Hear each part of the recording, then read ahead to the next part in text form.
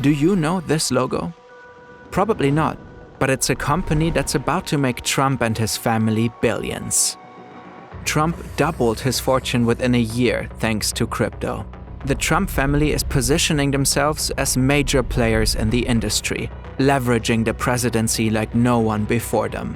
So investigative reporters took a closer look at their crypto ventures, and they uncovered a story of get-rich-quick advisors and dating gurus turned business partners, of foreign investment, White House access for sale, paused fraud lawsuits, and presidential pardons.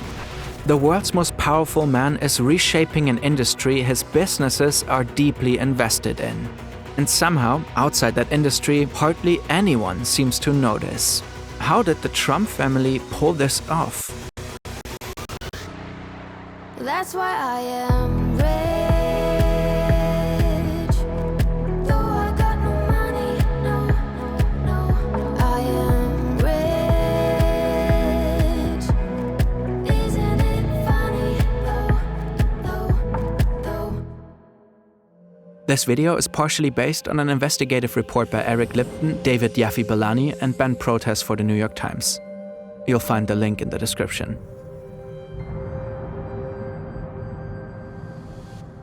In 2019, Trump tweeted, quote, "I'm not a fan of Bitcoin and other cryptocurrencies which are not money and whose value is highly volatile and based on thin air. Unregulated crypto assets can facilitate unlawful behavior, including drug trade and other illegal activity." In 2021, he said, Bitcoin, it just seems like a scam. But by July 2024, he said this during a Bitcoin conference in Nashville. This afternoon, I'm laying out my plan to ensure that the United States will be the crypto capital of the planet and the Bitcoin superpower of the world. A stark turnaround. What happened?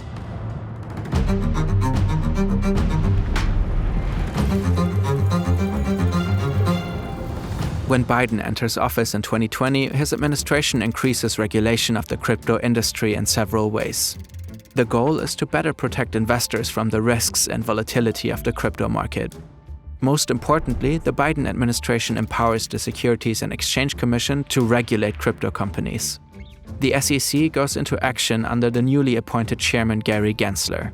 It starts charging crypto companies to create legal precedent. For example, the agency goes after the creators of the Terra cryptocurrency.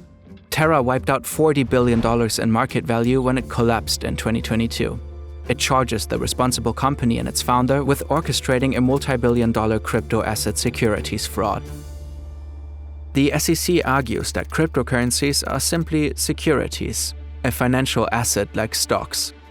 That definition comes with a whole set of compliance requirements, which crypto companies often don't meet.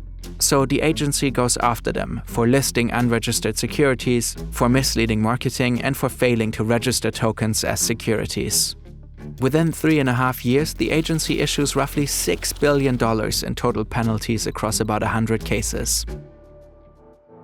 The crypto industry doesn't like it. In their view, it doesn't make sense to treat all crypto as securities. According to them, they don't fit the definition.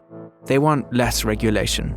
And so do many crypto enthusiasts who feel that the Biden administration is hostile towards crypto. Enter the presidential race of 2024. A sizable chunk of voters is worried about this issue. Over 50 million Americans own crypto, and over 2 million join a crypto advocacy group. Politically, it makes sense for Trump to change course, to appeal to these voters and corporations frustrated with his opponent. I pledge to the Bitcoin community that the day I take the oath of office, Joe Biden and Kamala Harris's anti-crypto crusade will be over. It will end. On day one, I will fire Gary Gensler and appoint a new SEC chairman. He first dipped his toes into crypto in 2022 with an NFT collection. He claims seeing how many people paid in crypto for these NFTs changed his mind on the issue. Also, he begins to receive sizable donations from crypto companies for his presidential campaign. This election is the first time the crypto industry went all in on lobbying efforts. But another thing is happening behind the scenes. Donald Jr. and Eric are the key players in the Trump family's business operations. According to the New York Times, they supposedly convinced their dad that embracing crypto would not just be a smart political move, they could also make quite a bit of money with it. They came up with two ideas: a coin and a bank. Both will be incredibly successful.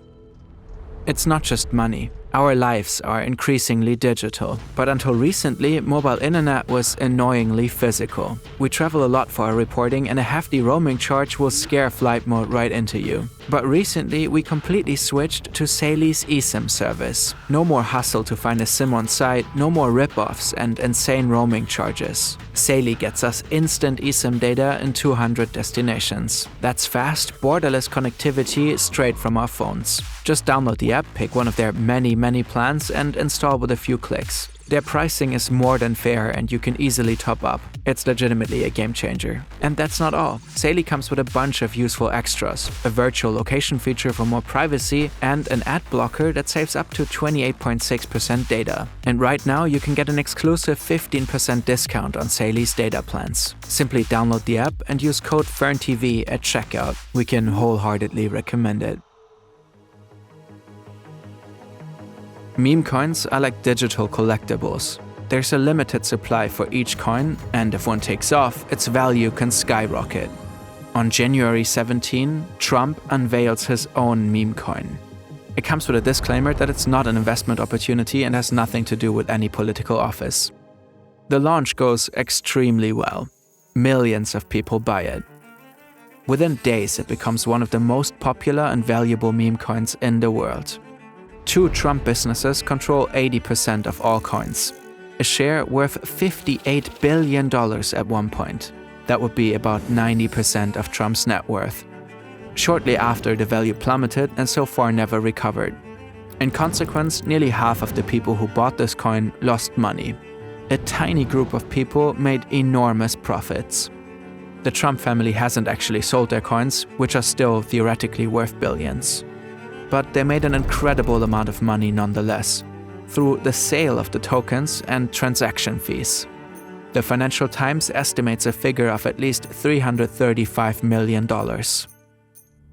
Under the Biden administration, Trump's and other meme coins might have been investigated by the SEC.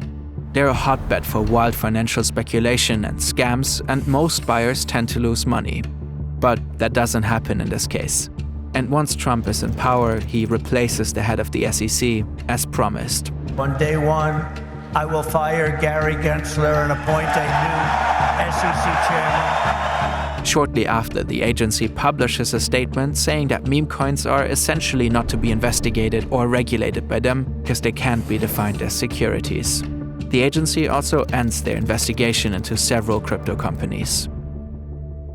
Experts are quick to point out a conflict of interest. The president and his family profit from crypto, while he's also the one setting crypto policy. Crypto executives fear Trump's coin could damage the industry's reputation, one they've been working to rebuild after years of scandals. But it doesn't end here.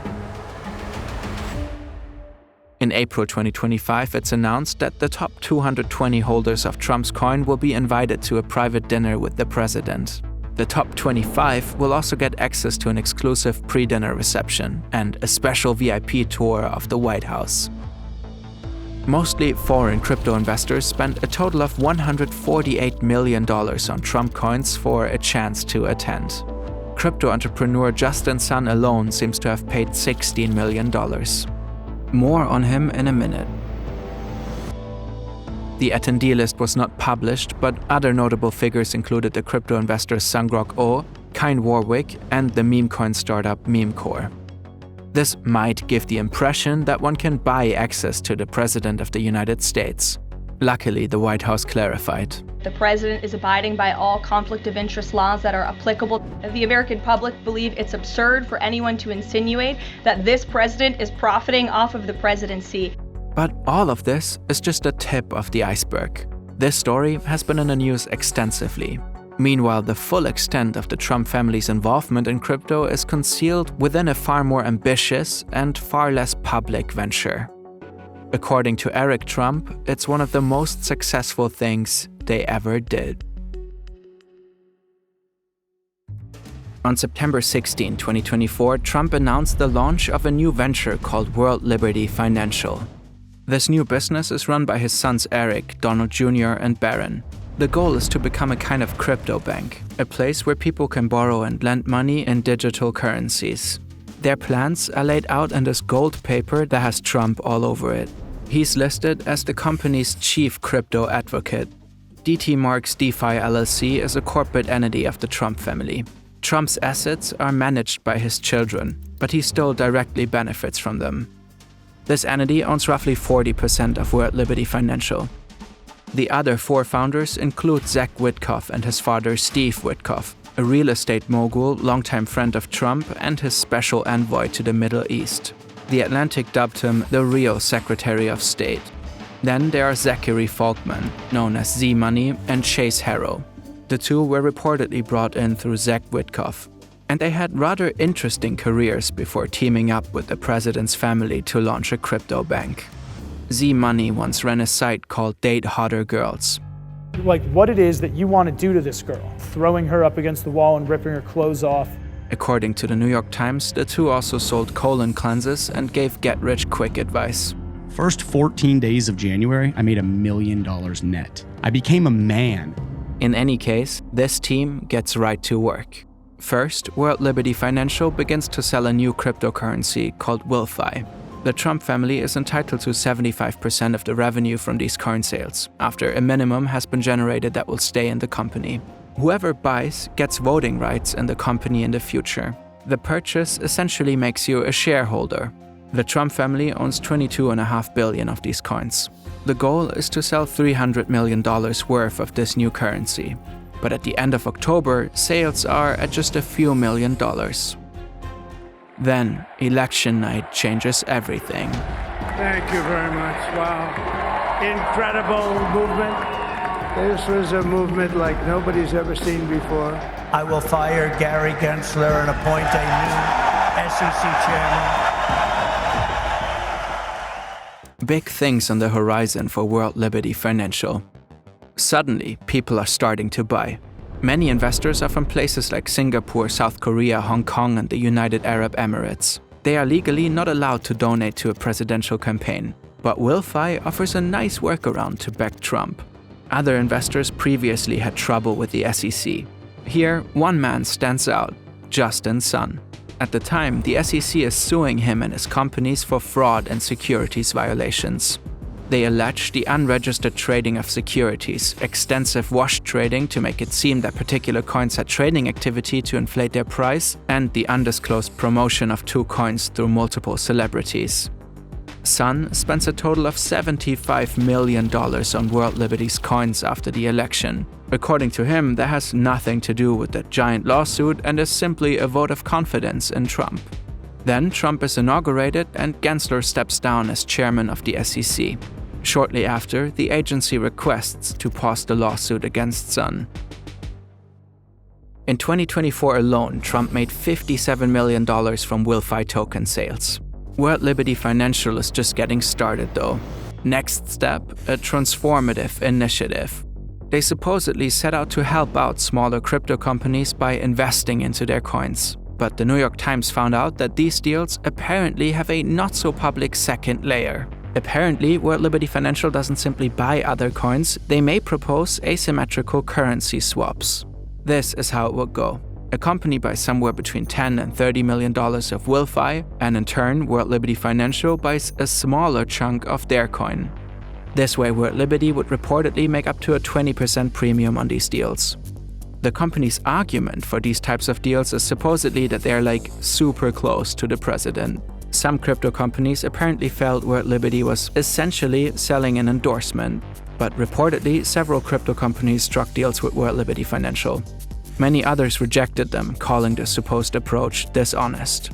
World Liberty Financial told the New York Times that it would be false, absurd, and dangerous to suggest that investments or partnerships with World Liberty Financial were conducted as some sort of political quid pro quo. But the New York Times found even more troubling coincidences. World Liberty Financial announced a partnership with Athena Labs in December 2024 and bought $5 million of their cryptocurrency. One of Athena's investors pleaded guilty to violating the Bank Secrecy Act in 2022. Trump pardoned him in March of 2025. Trump also called for legislation to govern stablecoins so they could better operate in the US. Those are cryptocurrencies designed to always be worth $1. Shortly after World Liberty Financial introduced their own stablecoin, USD1. It already has a market cap of over $2 billion, making it the 5th biggest stablecoin in the world. The coin was used for a $2 billion investment into Binance by MGX. Binance is the world's largest crypto exchange. Changpeng Zhao is the founder and former CEO of the company. Last year, he was sentenced to 4 months in prison after pleading guilty to money laundering in the US. In light of this deal, Zhao met with Zach Witkoff, Z-Money, and Chase Harrow. MGX, on the other hand, is a state-owned investment company in Abu Dhabi. The deal was led by the National Security Advisor of the United Arab Emirates. Again, some worry this could present a conflict of interest. One could argue that, through this deal, a foreign country is directly contributing to the financial benefit of the US president. And this deal is just one part of the Trump family's growing business relations in the Middle East. There's more, though. The Trump Media and Technology Group is the company behind Trump's Truth Social platform. In May, it raised more than $2 billion to buy Bitcoin. This makes the company effectively a giant bet on the cryptocurrency. Just 2 months prior, Trump had announced a national crypto reserve. Specifically, Bitcoin and Ether would be at the heart of it. In turn, these two coins and many others gained in value significantly for a period. World Liberty Financial had also been buying $240 million worth of Ether in the months before the announcement. Yet another Trump venture recently raised $220 million for Bitcoin mining. So, what does all of this mean? There are many moving pieces to this story. Reports of possibly secretly sold stakes, an apparent divestment by Steve Witkoff, new maneuvers to align Wilfi and the Trump meme coin. But this is the big picture. According to Forbes, crypto now makes up most of Trump's wealth, around 60%. Just think about that for a second. He inherited and expanded a real estate empire for half a century. Now it took just a year for him to double his wealth. Is it a coincidence that this is also the year he became president again? The year in which he seized control of the most important regulatory bodies around crypto? The New York Times writes that World Liberty Financial has erased centuries-old presidential norms, eviscerating the boundary between private enterprise and government policy in a manner without precedent in modern American history. The picture Trump's crypto ventures are painting is that of an oligarchy, where rich people in trouble with the law suddenly don't have trouble anymore, where foreign governments and investors enrich the US leader directly, and where you get to go to the White House if you just give the Trump family enough money. We asked World Liberty Financial for a comment. They did not get back to us.